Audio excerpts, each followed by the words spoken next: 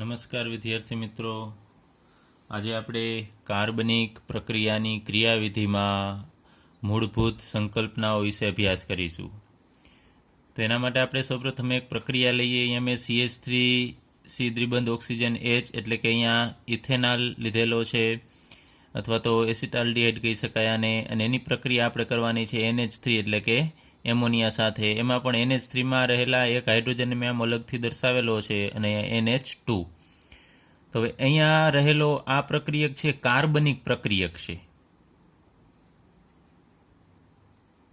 એની અંદર કાર્બન છે. તો કાર્બનિક પ્રક્રિયકને આપણે બીજું નામ આપીશું પ્રક્રિયાર્થી પણ કહેશું.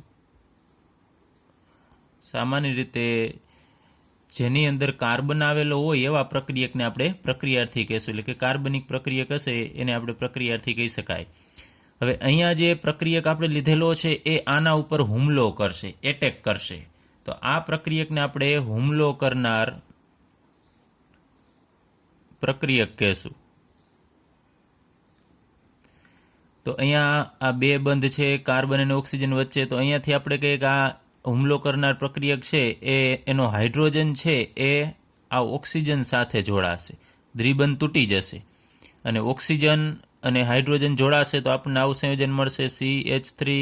અહીંયા C ડબલ બોન્ડની જગ્યાએ સિંગલ બોન્ડ, અને O તો હતો જ, અને એની સાથે અહીંયા એમોનિયાનો હાઇડ્રોજન જોડાશે એટલે OH બનાવશે. ત્યારબાદ અહીંયા રહેલો H આપણે એમનેમ રાખીએ તો આ કાર્બનની સંયોજકતા તમે જુઓ છો કે ઘટે છે. તો અહીંયા નાઇટ્રોજનની સંયોજકતા પણ એક ઘટશે. તો એ નાઇટ્રોજન છે એટલે કે NH2 એ આ કાર્બન સાથે જોડાઈ જશે. તો અહીંયા NH2 આપણે દર્શાવીએ. તો આ જે સંયોજન મળે છે આપણને એ જે ફાઇનલ નિપજ નથી, એ સંયોજનને આપણે મધ્યવર્તી સંયોજન કહેશું, એટલે કે વચ્ચેનું સંયોજન. ત્યારબાદ આમાંથી પાણીનો અણુ છે એ દૂર થશે અને આપણને નિપજ મળશે. તો અહીંયાથી આપણે H2O છે એ દૂર કરવાનો છે. તો અહીંયાથી બે હાઇડ્રોજન છે એ અહીંયાથી એક OH અને અહીંયાથી એક H, એમ પાણીનો અણુ દૂર થશે.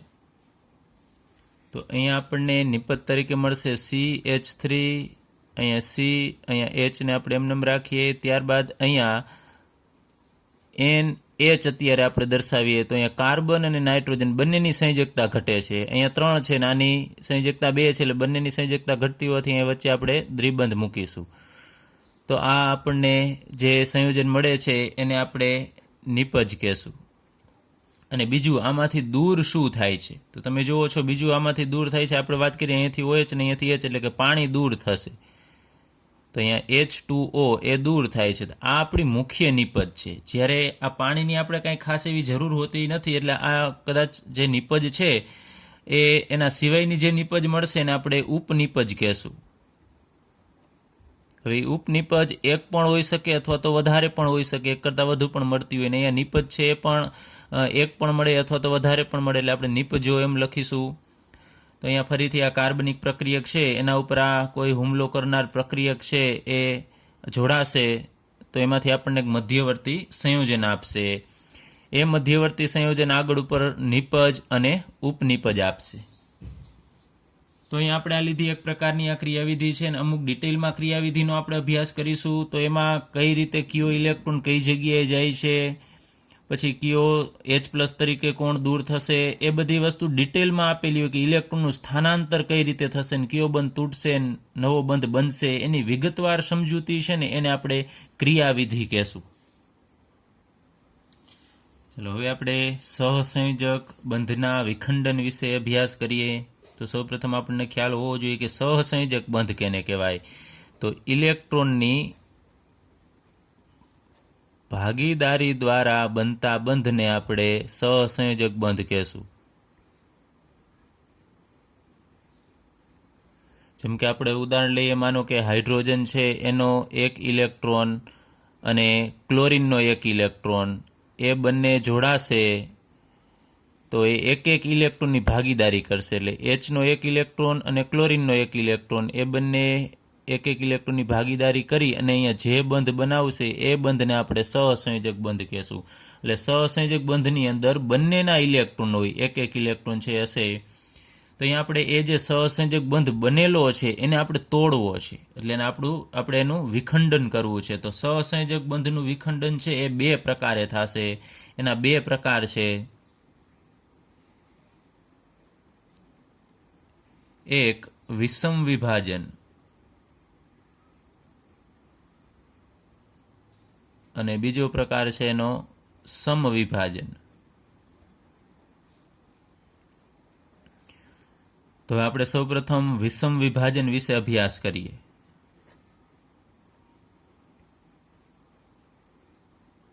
સહસંયોજક બંધનું વિષમ વિભાજન કેને કહેવાય? તો એના માટે આપણે એક પ્રક્રિયા લઈએ અને આની સમજૂતી મેળવીએ. તો CH3Br એટલે કે બ્રોમો મિથેન લીધેલો છે આપણે અહીંયા, અથવા મિથાઇલ બ્રોમાઇડ પણ કહી શકાય. તો આ બંધની અંદર બે ઇલેક્ટ્રોન હશે. આ બંધ છે એ દર્શાવેલો છે સહસંયોજક બંધ છે, બંનેના એક એક ઇલેક્ટ્રોન હશે. આ ઇલેક્ટ્રોન કાર્બનનો હશે અને આ ઇલેક્ટ્રોન છે બ્રોમિનનો હશે. પરંતુ આ કાર્બન અને બ્રોમિન એ બંનેની વિદ્યુત ઋણતા છે એ સમાન નથી, અસમાન વિદ્યુત ઋણતા છે. તો શું થશે? જ્યારે આ બંધ તૂટશે ત્યારે વધુ વિદ્યુત ઋણવાળો તત્વ આ થશે. આની વિદ્યુત ઋણતા છે એ વધુ છે અને આની કાર્બનની વિદ્યુત ઋણતા ઓછી છે. તો જ્યારે બંધ તૂટે ત્યારે આ બંધના બંને ઇલેક્ટ્રોન, એટલે પોતાનો ઇલેક્ટ્રોન તો બ્રોમિન લેશે જ, કાર્બનનો ઇલેક્ટ્રોન પણ બ્રોમિન લઈ જશે. એટલે આ બંધના બંને ઇલેક્ટ્રોન છે એ બ્રોમિન પોતાની તરફ ખેંચી જશે અને પોતે મેળવી અને છૂટો પડી જશે. તે બે ઇલેક્ટ્રોન લઈ જાય છે. તો અહીંયા તીરને આ રીતે આમ ડબલ એરા વડે આમ દર્શાવવામાં આવે છે, બે પાંખથી દર્શાવવામાં આવે છે. તો અહીંયા કાર્બનનો ઇલેક્ટ્રોન પણ બ્રોમિન લઈ જશે. તો અહીંયા કાર્બનને એક ઇલેક્ટ્રોનની ઘટ પડશે. અહીંયા ત્રણ જ બંધ બનેલા છે, એક ઇલેક્ટ્રોન લઈ જશે તો કાર્બનને ઇલેક્ટ્રોનની ઘટ પડે છે, તો કાર્બન ઉપર ધન વીજભાર આવશે અને પ્લસ અહીંયા બ્રોમિન ઇલેક્ટ્રોન મેળવી લેશે તો બ્રોમિન ઉપર ઋણ વીજભાર આવશે. હવે પહેલેથી બ્રોમિન ઉપર ત્રણ અબંધકારક ઇલેક્ટ્રોન યુગ્મ હોય, કારણ કે એ હેલોજન તત્વ છે. સમૂહ 17ના તત્વમાં બાહ્યતમ કક્ષામાં એમાં ત્રણ અબંધકારક ઇલેક્ટ્રોન યુગ્મ હશે, ટોટલ 7 ઇલેક્ટ્રોન હોય. તો ત્રણ અત્યારે આપણે આ રીતે દર્શાવી દઈએ, અબંધકારક ઇલેક્ટ્રોન યુગ્મ, અને આ બંને ઇલેક્ટ્રોન પણ એને મેળવી લીધા છે તો એને આપણે અહીંયા દર્શાવી દઈએ. હવે CH3 છે એનું આપણે ડિટેલમાં બંધારણ છે દર્શાવવું હોય તો આ રીતે દર્શાવી શકાય એમ CH3, અને આ કાર્બન ઉપર ધન વીજભાર છે. તો અહીંયા કાર્બનની આજુબાજુ કેટલા ઇલેક્ટ્રોન છે આપણે ગણીએ. તો આ બધા સહસંયોજક બંધ જ છે એટલે એના ઇલેક્ટ્રોન જ ગણાય, હાઇડ્રોજનના છે એ પણ.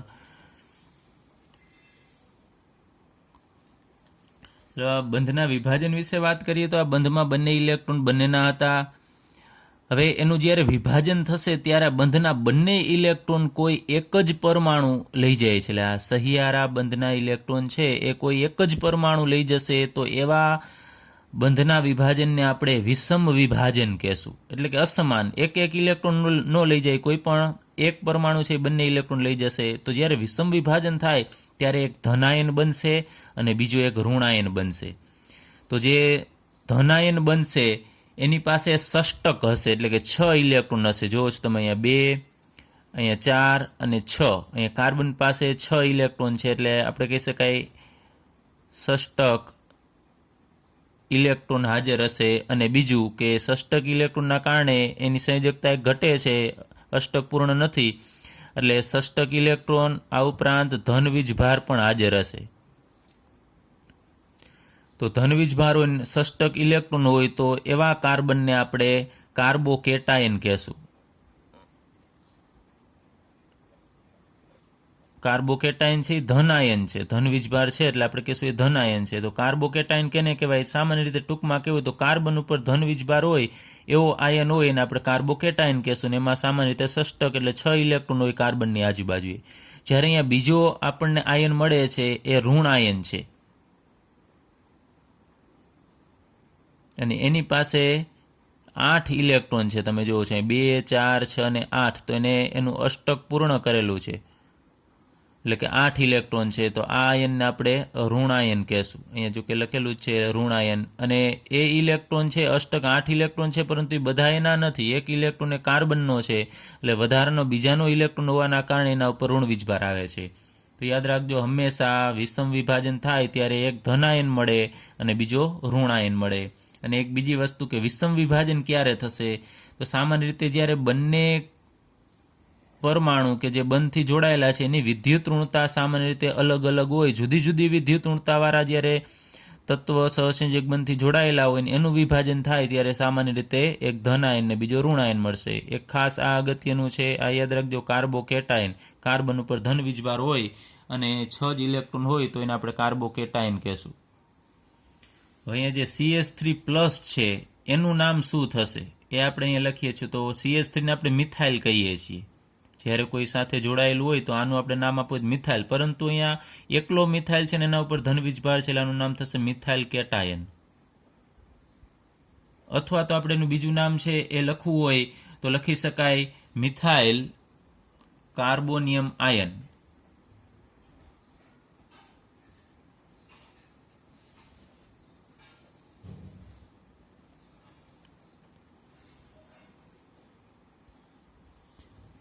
હવે આપણે કાર્બોકેટાયનનું વર્ગીકરણ કરીએ કે જે ધનવીજ ભારિત કાર્બન છે એની સાથે બીજા કેટલા કાર્બન જોડાયેલા છે એના આધારે આપણે એનું વર્ગીકરણ કરીએ. તો માનો કે અહીંયા હું લખું છું CH2 અને આ કાર્બન ઉપર અહીંયા હું પ્લસ વીજભાર દર્શાવું છું. આ કાર્બોકેટાયન છે કે જે ધનવીજ ભારિત કાર્બન છે એની સાથે બીજો એક કાર્બન જોડાયેલો એટલે કે મિથાઇલ જોડાયેલો છે. તો ધનવીજ ભારિત કાર્બન સાથે અહીંયા એક કાર્બન જોડાયેલો છે, તો આ આખો ભાગ છે એને આપણે કાર્બોકેટાયન જ કહેશું. પરંતુ એની સાથે એક કાર્બન જોડાયેલો છે તો આને આપણે પ્રાથમિક કાર્બોકેટાયન કહેશું, કારણ કે એની સાથે બીજો એક જ કાર્બન જોડાયેલો છે. એ જ રીતે દ્વિતીયક કાર્બોકેટાયન માટે ધનવીજભારિત કાર્બન છે એ બીજા 2 કાર્બન સાથે જોડાયેલો હોવો જોઈએ. ચલો, ધનવીજભારિત કાર્બન એ બીજા 2 કાર્બન સાથે અથવા કાર્બનના સમૂહ સાથે જોડાયેલો હશે તો અહીંયા આની એક સંયોજકતા છે એ ઘટશે. ત્યાં આપણે H દર્શાવી દઈએ એટલે 3 જ સંયોજકતા હશે. તો આ કાર્બોકેટાયન છે એને આપણે દ્વિતીયક કાર્બોકેટાયન કહેશું. એ જ રીતે જો ધનવીજભારિત કાર્બન હોય અને એની સાથે 3 કોઈ પણ કાર્બનવાળા સમૂહ જોડાયેલા હોય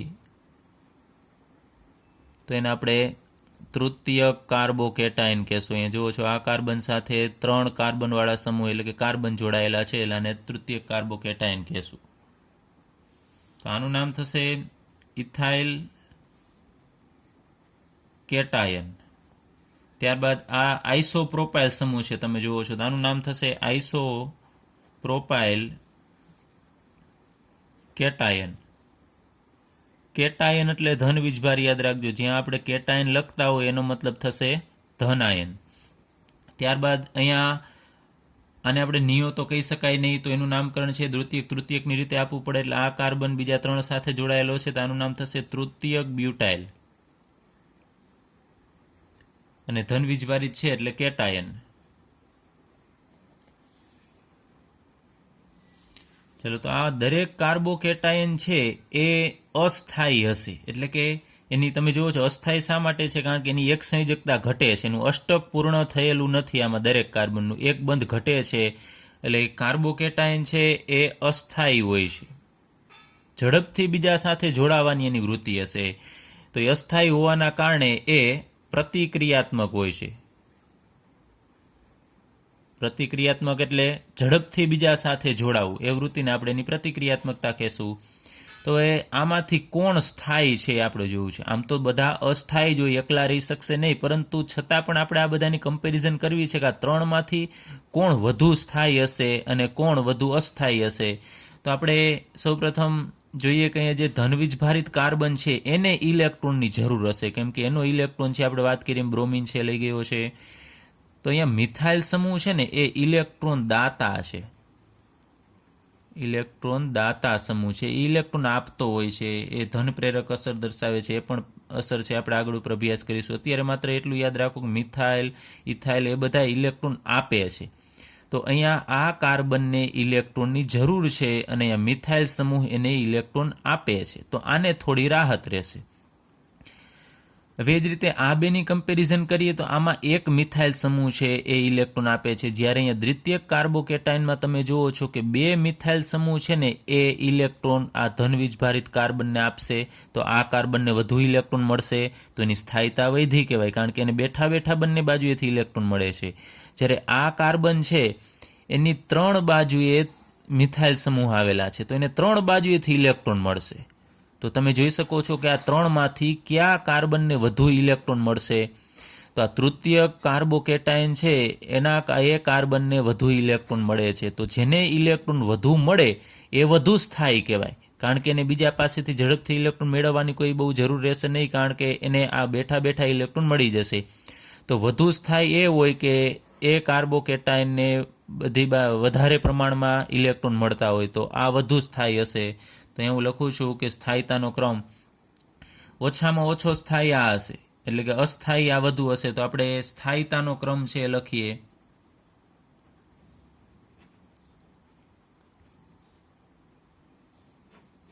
જ્યારે આ 3ની આપણે કમ્પેરિઝન કરીએ તો CH3 CH2 પ્લસ, એટલે કે આપણે વાત કરીએ એમાં પ્રાથમિક કાર્બોકેટાઇન છે એ બધાથી ઓછો સ્થાયી હોય, એના કરતાં આ વધુ સ્થાયી છે, કારણ કે બે મિથાઇલ સમૂહ ઇલેક્ટ્રોન આપે છે.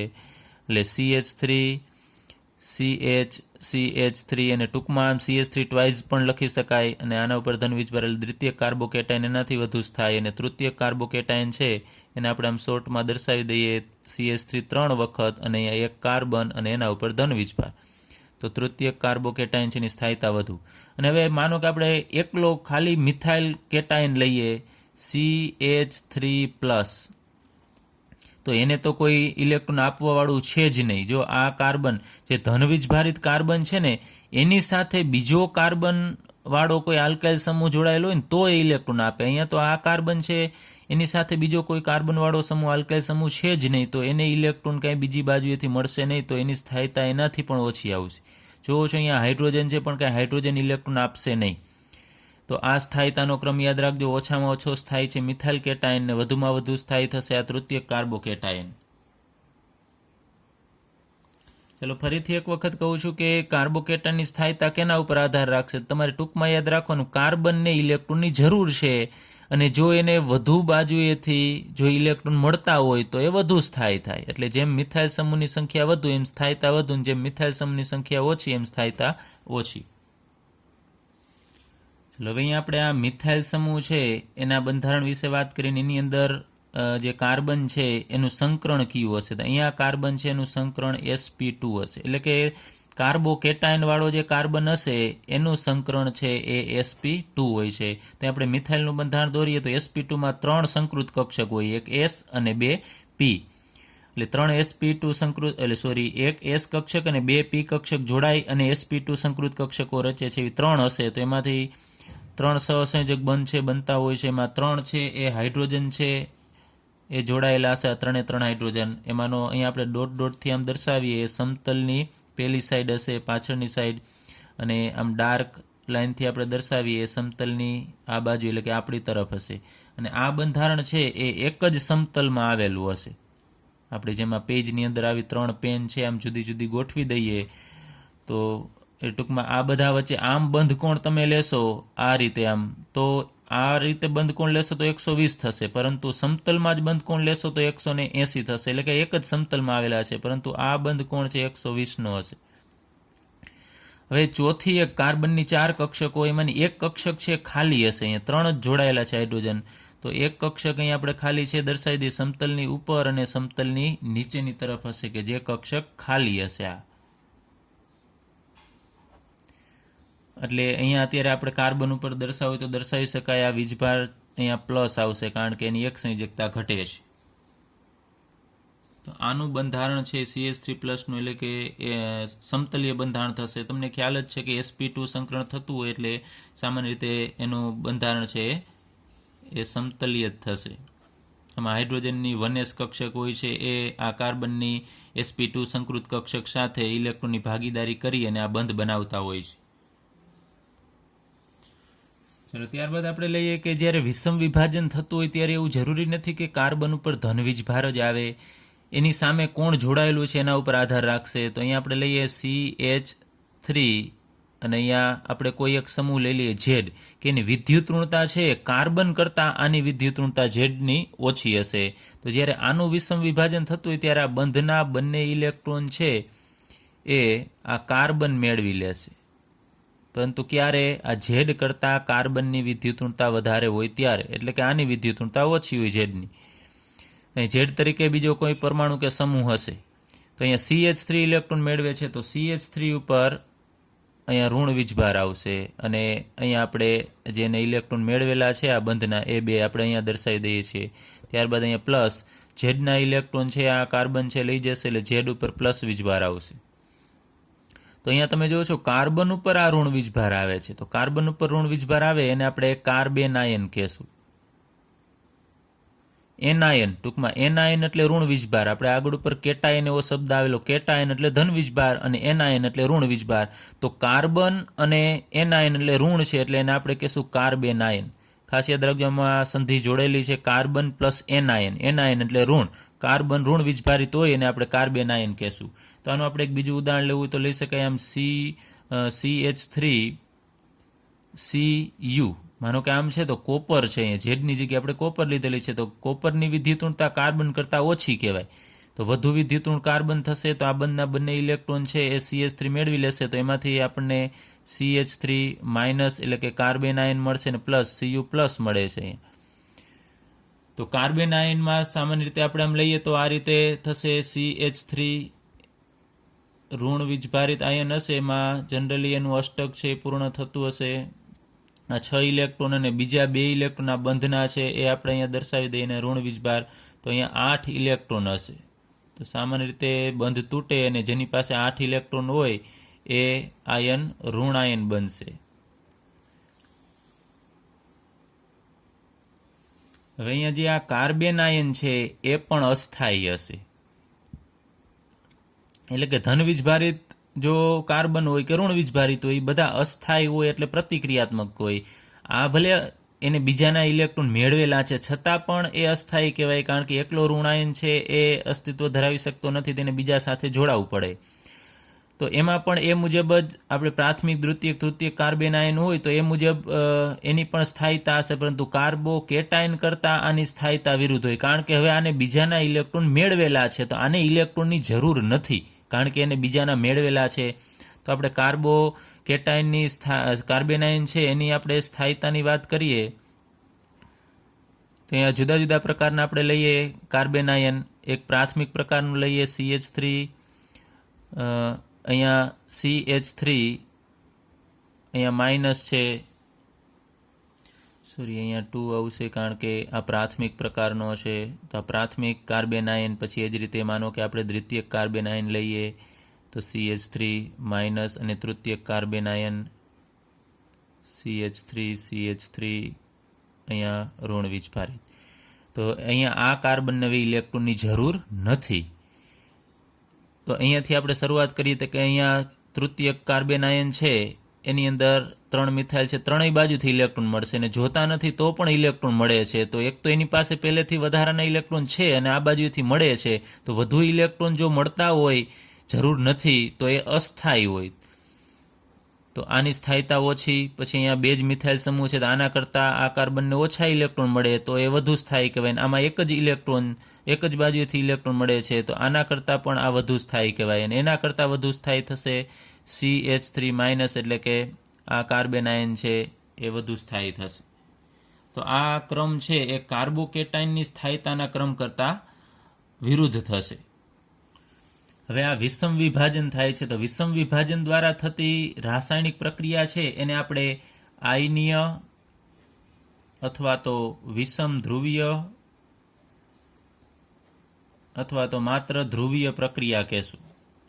ક્યારે કે જ્યારે વિષમ વિભાજન થતું હોય ત્યારની આ પ્રક્રિયાને આપણે આટલા નામ આપી શકાય: આયનીય અથવા વિષમ ધ્રુવીય અથવા તો ધ્રુવીય પ્રક્રિયા. ચલો ત્યારબાદ આપણે સહસંયોજક બંધના વિખંડનનો બીજો પ્રકાર સમવિભાજન. તો આના નામ ઉપરથી જ ખ્યાલ આવશે કે સહસંયોજક બંધનું વિભાજન થશે ત્યારે સમાન વિભાજન થશે, એટલે કે બંધના ઇલેક્ટ્રોન બંને પરમાણુ છે સરખી રીતે મેળવશે. અહીં આપણે એક ઉદાહરણ લઈએ, ક્લોરીન. Cl2 અણુ હોય એમાં બંને ક્લોરીન છે એ એક એક ઇલેક્ટ્રોનની ભાગીદારી દ્વારા જોડાયેલા હશે. જ્યારે આનું સમવિભાજન થશે, એને ગરમ કરવામાં આવે અથવા તો સૂર્યપ્રકાશની હાજરીમાં આ પ્રક્રિયા થશે ત્યારે આ બંધનું વચ્ચેથી વિભાજન થશે, આમ બરોબર વચ્ચેથી. તો આ એક ઇલેક્ટ્રોન છે એ જે આ ક્લોરીનનો હતો એ જ પોતે મેળવી લેશે, અને આ ઇલેક્ટ્રોન છે એ પોતાનો જ હતો એ પોતે મેળવી લેશે. પરંતુ એક યાદ રાખજો કે આ એક એક ઇલેક્ટ્રોન મેળવતા હોય ત્યારે આ રીતનું તીરનું નિશાન દર્શાવવું. આમ બે પાંખ એની દર્શાવીને એક જ પાંખ વડે દર્શાવવામાં આવે છે. એક ઇલેક્ટ્રોન મેળવે તો એક પાંખ વડે દર્શાવવું, બે ઇલેક્ટ્રોન મેળવતા હોય આમ તો આમ ડબલ પાંખ વડે દર્શાવવું. તો અહીંયા એકલો ઇલેક્ટ્રોન છે આ ક્લોરીન મેળવે છે, એટલે અહીંયા Cl આ એનો ઇલેક્ટ્રોન, ત્યારબાદ આ બંને અલગ પડી જશે. તો આ બીજો ઇલેક્ટ્રોન છે, આ બીજા ક્લોરીનનો છે. તો અહીંયા જે આપણને આ ક્લોરીન કે જે પરમાણુ મળશે એને આપણે મુક્ત મૂલક કહેશું. આગળ ઉપર જ્યારે વિષમ વિભાજન થતું હતું ત્યારે એક ધનાયન મળતો હતો ને એક ઋણાયન મળતો હતો. જ્યારે સમવિભાજન થશે ને ત્યારે જે આપણને મળે છે ભાગ એને આપણે મુક્ત મૂલક કહેશું. ના મુક્ત મૂલક પણ ઘણા બધા સક્રિય હોય. હવે આપણે બીજી કોઈ એક જનરલ પ્રક્રિયા લખીએ, માનો કે RX, અહીંયા કોઈ R ભાગ છે ને અહીંયા કોઈ X છે, એક અહીંયા તત્વ પણ હોઈ શકે અથવા સમૂહ પણ હોઈ શકે. તો એનું જ્યારે સમવિભાજન થશે, ક્યારે સમવિભાજન થશે? જ્યારે એને ગરમી આપવામાં આવે અથવા તો સૂર્યપ્રકાશની હાજરીમાં, પારજાંબલી કિરણોની હાજરીમાં પ્રક્રિયા થશે ત્યારે આ બંધ વચ્ચેથી તૂટશે. તો આ ઇલેક્ટ્રોન છે એ આ R મેળવી લેશે અને આ એ ઇલેક્ટ્રોન છે X મેળવશે. તો અહીંયા R ની પાસે એક ઇલેક્ટ્રોન દર્શાવવાનો અને X ની પાસે એક ઇલેક્ટ્રોન દર્શાવો. તો અહીંયા માનો કે આ R તરીકે આપણે આલ્કાઇલ સમૂહ લીધેલો હોય તો આ આલ્કાઇલ મુક્ત મૂલક થશે.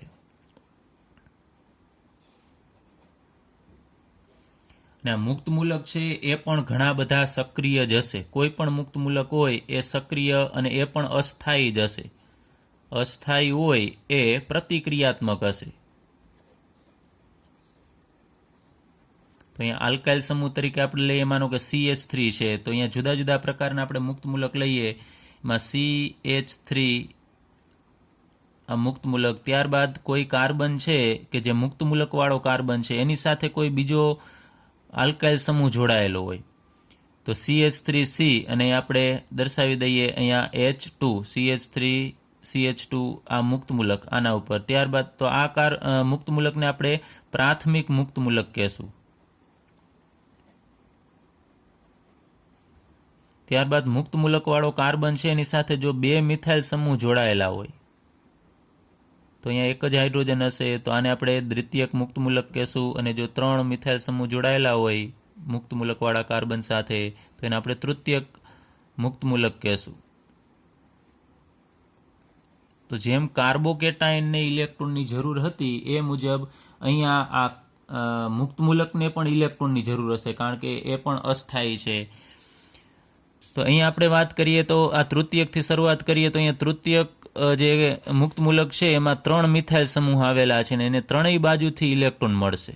તો આ કાર્બનને ઇલેક્ટ્રોનની જરૂર છે અને આ બાજુએથી ઇલેક્ટ્રોન એને મળે છે. તો જરૂર હોય અને ઇલેક્ટ્રોન મળતા હોય ને તો એની સ્થાયીતા વધુ કહેવાય. બધા કરતાં આ વધુ સ્થાયી થશે કારણ કે 3 બાજુએથી ઇલેક્ટ્રોન મળે છે. અહીંયા પણ આ 2 મિથાઇલ સમૂહ છે એ આ મુક્ત મૂલકવાળા કાર્બનને ઇલેક્ટ્રોન આપશે તો આના કરતાં આ કાર્બનને ઓછા ઇલેક્ટ્રોન મળશે તો આના કરતાં આની સ્થાયીતા ઓછી. પછી જોવો છો કે આ બંનેની કમ્પેરિઝન કરીએ તો અહીં એક જ મિથાઇલ સમૂહ છે જે ઇલેક્ટ્રોન આપશે તો આના કરતાં આ મુક્ત મૂલકવાળા કાર્બનને ઓછા ઇલેક્ટ્રોન મળે એટલે એની સ્થાયીતા ઓછી. અને આમાં CH3 વાળો મુક્ત મૂલક છે, મિથાઇલ મુક્ત મૂલક, એની અંદર તો એક પણ અહીંયા બીજા મિથાઇલ સમૂહ જોડાયેલા નથી તો એની સ્થાયીતા બધાથી ઓછી હશે. તો આપણે મુક્ત મૂલકોની સ્થાયીતાનો ક્રમ લખેલો છે.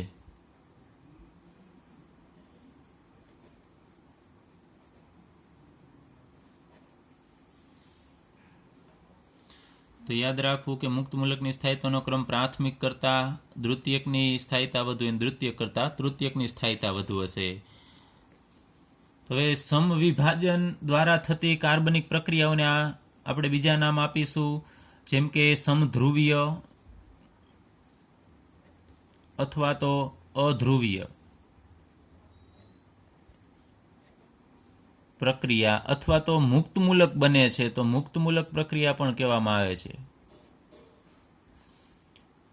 કારણ કે સમધ્રુવીય એટલે સમાન રીતે વિભાજન થાય છે અને અધ્રુવીય પ્રક્રિયા એટલે કે આમાં તમે જુઓ છો એકય ઉપર ધન ઋણ વીજભાર છે ઉત્પન્ન થતો નથી એટલે અધ્રુવીય પ્રક્રિયા કહી શકાય. અને મુક્તમૂલક ઉત્પન્ન થાય છે તો આપણે એને મુક્તમૂલક પ્રક્રિયા પણ કહી શકાય. ત્યારબાદ કેન્દ્રાનુરાગી પ્રક્રિયક અને ઇલેક્ટ્રોન અનુરાગી પ્રક્રિયક વિશે અભ્યાસ કરીએ. તો કેન્દ્રાનુરાગી પ્રક્રિયક કેને કહેવાય? તો જે પ્રક્રિયક ઇલેક્ટ્રોન યુગ્મ પ્રદાન એટલે કે બીજાને આપી શકે, દાન કરી શકે એવા પ્રક્રિયકને આપણે કેન્દ્રાનુરાગી પ્રક્રિયક કહેશું. એટલે ઇલેક્ટ્રોન યુગ્મ બીજાને આપી શકે એવો પ્રક્રિયક. તો એને શા માટે કેન્દ્રાનુરાગી પ્રક્રિયક કહેવામાં આવે છે? તો એના નામ ઉપરથી આપણને ખ્યાલ આવશે. કેન્દ્રાનુરાગી એટલે કેન્દ્ર પ્લસ અનુરાગ, એની સંધિ આપણે છોડીએ તો કેન્દ્ર પ્લસ અનુરાગ એવો અર્થ થશે. તો અનુરાગ એટલે આકર્ષણ થાય. તો આ જે કેન્દ્રાનુરાગી પ્રક્રિયક છે ને, કેન્દ્ર પ્રત્યે અનુરાગ એટલે કે આકર્ષણ હશે એટલા માટે એને કેન્દ્રાનુરાગી પ્રક્રિયક કહેવામાં આવે છે. ચલો, તો હવે આપણને ખ્યાલ હોવો જોઈએ કે કેન્દ્રમાં કયો વીજભાર હશે. તો તમને ખબર છે પરમાણુનું કેન્દ્ર હોય તો કેન્દ્રમાં ધન વીજભાર હોય. તો આ પ્રક્રિયક છે જે કેન્દ્રાનુરાગી પ્રક્રિયક, એને ધન વીજભાર પ્રત્યે આકર્ષણ હશે. તો સામાન્ય રીતે આપણે કહી શકાય કે કેન્દ્રાનુરાગી પ્રક્રિયક ઉપર વીજભાર કેવો હોય તો એ આ કેન્દ્રના ધન વીજભારને આકર્ષે. તો સામાન્ય રીતે ઋણ વીજભારિત હશે એ કેન્દ્રાનુરાગી પ્રક્રિયક થશે અને એને આપણે NU- વડે દર્શાવીશું. NU-, જેને ઇંગ્લિશમાં ન્યુક્લિયોફાઇલ કહેવામાં આવે છે. કેન્દ્રાનુરાગીને ન્યુક્લિયોફાઇલ કહેવામાં આવે છે. એના ઉપરથી એને ટૂંકમાં NU- વડે દર્શાવવામાં આવે છે. તો આપણે આના હવે ઉદાહરણ લઈએ કેન્દ્રાનુરાગી પ્રક્રિયકના, જેમ કે OH-. ચલો, અહીંયા જે આપણે ઉદાહરણ લઈએ છીએ એ ઋણ આયનના ઉદાહરણ લઈએ છીએ. તો ઋણ વીજભારિત માનું કે આ OH- છે તો OH- માં ઓક્સિજન એ પોતાના અબંધકારક ઇલેક્ટ્રોન યુગ્મ છે આ એ બીજાને આપી શકે છે. એ જ રીતે CN- એમાં પણ આ કાર્બન છે પોતાના આ ઇલેક્ટ્રોન છે એ બીજાને આપી શકે છે. તો આવા ઋણ આયન. ત્યારબાદ બીજું આયન લઈએ આપણે R3C- આયન. તો આ બધા જ ઋણ આયન છે એ બીજાને ઇલેક્ટ્રોન આપી શકે છે, એટલે કે ઇલેક્ટ્રોનનું પ્રદાન કરે છે. તો આ બધાને આપણે કેન્દ્રાનુરાગી પ્રક્રિયક કહેશું. આ ઉપરાંત બીજા અમુક અણુઓ છે કે જે તટસ્થ છે અને ઇલેક્ટ્રોન યુગ્મનું દાન કરી શકે એવા આપણે તટસ્થ અણુઓ લઈએ તો H2O. તો આમાં તમે જુઓ છો પાણી ઉપર કોઈ વીજભાર નથી તો આ તટસ્થ અણુ થશે. એમાં ઓક્સિજન પાસે અબંધકારક ઇલેક્ટ્રોન યુગ્મ છે ને, તો જરૂર પડે એ બીજાને ઇલેક્ટ્રોન આપી શકે છે, ઇલેક્ટ્રોન યુગ્મ આપી શકે છે. ત્યારબાદ R3N. ચલો, એમાં પણ નાઇટ્રોજન છે એ એના ઉપર અબંધકારક ઇલેક્ટ્રોન યુગ્મ છે તો એ બીજાને આપી શકશે. ત્યારબાદ અહીંયા ડાય આલ્કાઇલ એમાઇન, આ ટ્રાય આલ્કાઇલ એમાઇન કહી શકાય. R2NH એટલે કે નાઇટ્રોજન હશે તો એ બીજાને ઇલેક્ટ્રોન આપશે કારણ કે એના ઉપર અબંધકારક ઇલેક્ટ્રોન યુગ્મ છે. એ જ રીતે ઓક્સિજન ધરાવતો તટસ્થ અણુ એ પણ બીજાને ઇલેક્ટ્રોન યુગ્મ આપી શકે. તો યાદ રાખજો, સામાન્ય રીતે ઋણ આયન હશે એ કેન્દ્રાનુરાગી પ્રક્રિયક તરીકે વધશે અને ઋણ આયન છે એને આકર્ષણ કેના પ્રત્યે હશે? તો પ્લસ પ્રત્યે આકર્ષણ હશે. એટલે કે કેન્દ્રાનુરાગી એટલે કે આપણે કહીએ છીએ કે કેન્દ્રમાં ધન વીજભાર છે એના ઉપરથી એનું નામ આપ્યું છે કેન્દ્રાનુરાગી પ્રક્રિયક. ત્યારબાદ લઈએ આપણે ઇલેક્ટ્રોન અનુરાગી પ્રક્રિયક. તો આનાથી વિરુદ્ધ છે કે જે પ્રક્રિયક ઇલેક્ટ્રોન યુગ્મ સ્વીકારે, બીજા પાસેથી ઇલેક્ટ્રોન યુગ્મ એ મેળવી શકે છે એવા પ્રક્રિયકને આપણે ઇલેક્ટ્રોન અનુરાગી પ્રક્રિયક કહેશું. તો એના ઉદાહરણ લઈએ, માનો કે ધનાયન લઈએ. ધનાયન હોય એને ઇલેક્ટ્રોનની જરૂર હશે, બીજા પાસેથી ઇલેક્ટ્રોન છે એ મેળવી શકશે, જેમ કે CH3+. તો આ ઇલેક્ટ્રોન અનુરાગી પ્રક્રિયક થશે. ત્યારબાદ NO2+, આને પણ ઇલેક્ટ્રોનની જરૂર હશે એટલે આ પણ બીજા પાસેથી ઇલેક્ટ્રોન યુગ્મ છે એ મેળવી શકે છે. ત્યારબાદ બીજા અમુક તટસ્થ અણુ લઈએ કે જે ઇલેક્ટ્રોન યુગ્મ છે બીજા પાસેથી મેળવી શકે, જેમ કે CR3X, એટલે આ આલ્કાઇલ હેલાઇડ છે. એ આમ જુઓ તો તટસ્થ, પરંતુ આ બંધના કારણે વધુ વિદ્યુતઋણ તત્વ અહીંયા હેલોજન છે તો આંશિક રીતે વીજભાર હશે, પરંતુ આની જેમ પ્યોર એ આયન નથી. આ ઉપરાંત બીજું કાર્બોનિલ સમૂહવાળું સંયોજન હશે એ પણ ઇલેક્ટ્રોન અનુરાગી પ્રક્રિયક તરીકે વર્તશે. ત્યારબાદ હજુ એક આનું એક્ઝામ્પલ લખીએ, BF3. ચલો, આમાં પણ જુઓ છો કોઈ વીજભાર નથી, પરંતુ આમાં બોરોન છે ને એક કક્ષક ખાલી હશે એ બીજા પાસેથી ઇલેક્ટ્રોન યુગ્મ છે મેળવી શકે છે. તો આ તટસ્થ અણુઓ છે એ ખાસ યાદ રાખજો. બાકી ધન આયન હશે તો તમને ખ્યાલ આવી જશે કે ધન આયન હોય એ બધા ઇલેક્ટ્રોન અનુરાગી પ્રક્રિયક કહેવાય, અને ઋણ આયન છે એ કેન્દ્રાનુરાગી પ્રક્રિયક તરીકે વર્તશે. આ ઉપરાંત હજુ એક આપણે લખીએ Cl+, ક્લોરીન ઉપર ધન વીજભારિત હોય એ ધન વીજભારિત ક્લોરીન છે એ પણ ઇલેક્ટ્રોન અનુરાગી પ્રક્રિયક થશે. તો આને શા માટે ઇલેક્ટ્રોન અનુરાગી પ્રક્રિયક કહેવામાં આવ્યો? ઇલેક્ટ્રોન અનુરાગી, અનુરાગ મતલબ કે આકર્ષણ, જેને ઇલેક્ટ્રોન પ્રત્યે આકર્ષણ હોય એને ઇલેક્ટ્રોન અનુરાગી પ્રક્રિયક કહેવાય. તો આ બધા તમે જુઓ છો ધન વીજભારિત છે એને ઇલેક્ટ્રોન પ્રત્યે આકર્ષણ હશે, બીજાના ઇલેક્ટ્રોન છે એ પોતે સ્વીકારી શકશે. એટલે ટૂંકમાં આપણે કહીએ કે આ ઇલેક્ટ્રોન અનુરાગી પ્રક્રિયક છે અને ઇલેક્ટ્રોન પ્રત્યે આકર્ષણ હોય છે.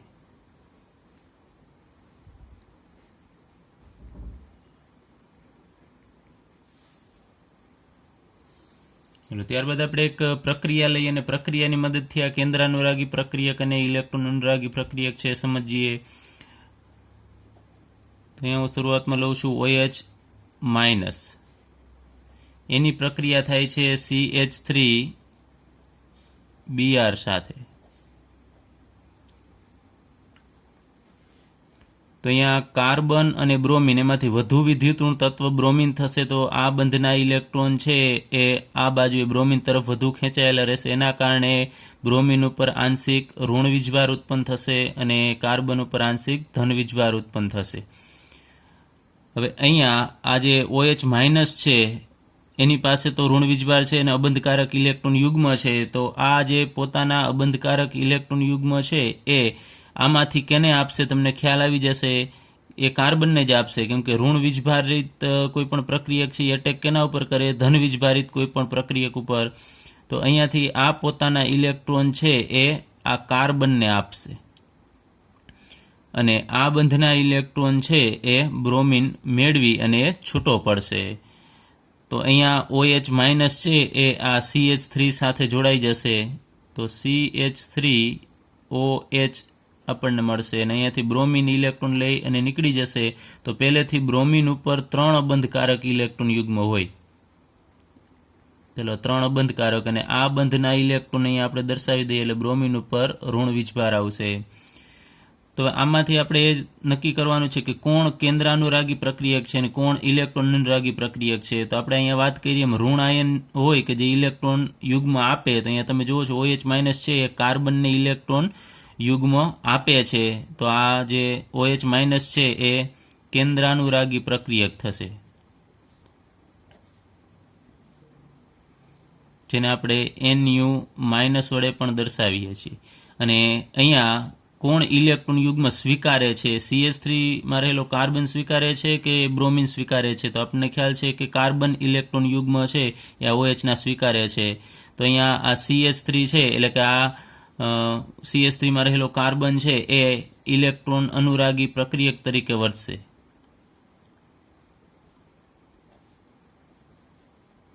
અને ઇલેક્ટ્રોન અનુરાગી પ્રક્રિયકને E+ વડે દર્શાવવામાં આવે છે. જેમ આપણે કેન્દ્રાનુરાગી પ્રક્રિયકને Nu- વડે દર્શાવીએ છીએ એમ આને E+ વડે દર્શાવીએ છીએ. એટલે યાદ રાખજો, આને ટૂંકમાં દર્શાવવું હોય તો આમ E+ વડે દર્શાવી શકાય. ચાલો, ત્યારબાદ આપણે પાઠ્યપુસ્તકનો કોયડો 12.11 છે એ આપણે જોઈએ. તો એમાં જે આ બંધ છે એનું વિષમ વિભાજન કરવાનું છે. તો એમાંથી કયા આયનો મળશે એ આપણે દર્શાવવાના છે. તો સૌપ્રથમ આપણે આ બંધનું વિષમ વિભાજન કરીશું એટલે બંધના બંને ઇલેક્ટ્રોન કોઈ પણ એક બાજુનો ભાગ છે એ મેળવી લેશે. તો અહીંયા આ બંધ છે એ સલ્ફર અને કાર્બન વચ્ચે બનેલો બંધ છે. તો વધુ વિદ્યુતઋણ તત્વ કોણ થશે? સલ્ફર થશે. તો વધુ વિદ્યુતઋણ તત્વ છે ને એ આ બંધના બંને ઇલેક્ટ્રોન મેળવી લેશે. અને આપણે વક્ર તીર વડે દર્શાવવાનું પણ છે કે કોણ ઇલેક્ટ્રોન મેળવી જશે. તો અહીંયા સંપૂર્ણ તીર વડે દર્શાવવું કારણ કે બંને ઇલેક્ટ્રોન છે મેળવી લેશે. તો અહીં CH3 ઉપર પ્લસ વીજભાર આવશે અને જે ઇલેક્ટ્રોન મેળવે એના ઉપર ઋણ વીજભાર આવશે એટલે SCH3 ઉપર માઇનસ વીજભાર. ચલો એ જ રીતે અહીંયા આ બંધના ઇલેક્ટ્રોન આ બંધ કેની વચ્ચે છે? તો કાર્બન અને કાર્બન વચ્ચે છે. તો આનું વિષમ વિભાજન થાય તો કોણ ઇલેક્ટ્રોન મેળવે? તો કાર્બન સાથે આ બાજુએ શું જોડાયેલું છે? હાઇડ્રોજન. ને આ બાજુએ નાઇટ્રોજન. તો વધુ વિદ્યુતઋણ નાઇટ્રોજન થશે. તો આ બંધના ઇલેક્ટ્રોન આ બાજુની તરફ ખેંચાયેલા રહેશે એટલે બંધ વિષમ વિભાજનથી તૂટશે તો નાઇટ્રોજનવાળો ભાગ છે એ બાજુ બંને ઇલેક્ટ્રોન જશે કારણ કે વધુ વિદ્યુતઋણ તત્વ છે. તો આપણને મળશે CH3 પ્લસ અને પ્લસ અહીંયા CN માઇનસ. ચલો એ જ રીતે અહીંયા લઈએ કે આ બંધના ઇલેક્ટ્રોન કોણ મેળવશે? તો આ ધાતુ છે. ધાતુની વૃત્તિ સામાન્ય રીતે ઇલેક્ટ્રોન મેળવવાની નથી, ગુમાવવાની છે. તો આ કોપર કરતાં કાર્બનની વિદ્યુતઋણતા વધારે હોય તો આ બંધના ઇલેક્ટ્રોન છે એ કાર્બન મેળવશે. તો અહીંયા આપણને CH3 માઇનસ મળશે અને પ્લસ અહીંયા Cu પ્લસ મળે છે. ચલો ત્યારબાદ પાઠ્યપુસ્તકનો કોયડો 12.13 છે એમાં આપણે ઇલેક્ટ્રોન અનુરાગી કેન્દ્રની ઓળખ કરવાની છે. કોણ ઇલેક્ટ્રોન અનુરાગી કેન્દ્ર તરીકે વર્તશે? તો ઇલેક્ટ્રોન અનુરાગી કેન્દ્ર તરીકે વર્તે એના ઉપર સામાન્ય રીતે આપણે કહીએ છીએ કે ધન વીજભાર હોય છે. તો અહીંયા આપણે એક અણુ દર્શાવીએ CH3 ત્યારબાદ CHO જેને હું આમ વિગતવાર દર્શાવું છું C દ્વિબંધ ઓક્સિજન અને અહીંયા H. ચલો આની અંદર કોણ ઇલેક્ટ્રોન અનુરાગી કેન્દ્ર તરીકે વર્તશે? તો આ બંધ છે કાર્બન અને ઓક્સિજન એના એ બંધના ઇલેક્ટ્રોન છે ઓક્સિજન તરફ વધુ ખેંચાયેલા રહેશે કારણ કે એની વિદ્યુતઋણતા ઓક્સિજનની વધુ છે. આના ઉપર આંશિક ઋણ અને આ કાર્બન ઉપર આંશિક ધન વીજભાર આવે છે. તો આ કાર્બન છે એ ઇલેક્ટ્રોન અનુરાગી કેન્દ્ર તરીકે વર્તશે કારણ કે એના ઉપર આંશિક રીતે ધન વીજભાર આવે છે. ત્યારબાદ CH3 CN એને આપણે આમ લખીએ C ટ્રિપલ બોન્ડ N. તો આમાં કોણ ઇલેક્ટ્રોન અનુરાગી કેન્દ્ર તરીકે વર્તશે? તો અહીંયા કાર્બન. જો આ કાર્બનને હાઇડ્રોજનની વિદ્યુતઋણતા લગભગ સમાન હોય એટલે સામાન્ય રીતે એના ઉપર કોઈ પ્લસ માઇનસ ચાર્જ નથી આવતો. હવે આ બેની આપણે કમ્પેરિઝન કરવાની. તો નાઇટ્રોજનની વિદ્યુતઋણતા વધુ છે એટલે એના ઉપર ડેલ્ટા માઇનસ અને આના ઉપર ડેલ્ટા પ્લસ આ કાર્બન ઉપર. તો આ કાર્બન છે એ કેન્દ્રાનુરાગી પ્રક્રિયક તરીકે વર્તશે. ઇલેક્ટ્રોન અનુરાગી કેન્દ્ર તરીકે વર્તશે. ત્યારબાદ ત્રીજો અણુ લઈએ CH3I. એમાં પણ તમે જુઓ છો કે વધુ વિદ્યુતઋણ તત્વ છે કોણ છે? આયોડિન છે. તો આયોડિન આ કાર્બન સાથે જોડાયેલું હશે અથવા આપણે લખવું તો આમ પણ લખી શકાય CH3I. તો આ કાર્બન છે એની વિદ્યુતઋણતા ઓછી છે એટલે આ બંને ઇલેક્ટ્રોન આયોડિન તરફ હોય આના ઉપર ડેલ્ટા માઇનસ ને આના ઉપર ડેલ્ટા પ્લસ. ટૂંકમાં જેના ઉપર ડેલ્ટા પ્લસ વીજભાર આવે એ ઇલેક્ટ્રોન અનુરાગી કેન્દ્ર તરીકે વર્તશે. અને હવે માનો કે આ જ ઉદાહરણ આપેલા હોય ને આપણને પૂછે કે કોણ કેન્દ્રાનુરાગી પ્રક્રિયક તરીકે વર્તશે? તો તમારે જોવાનું કે જેના ઉપર ઋણ વીજભાર આવે છે આંશિક ઋણ વીજભાર એ બધા કેન્દ્રાનુરાગી પ્રક્રિયક તરીકે વર્તશે.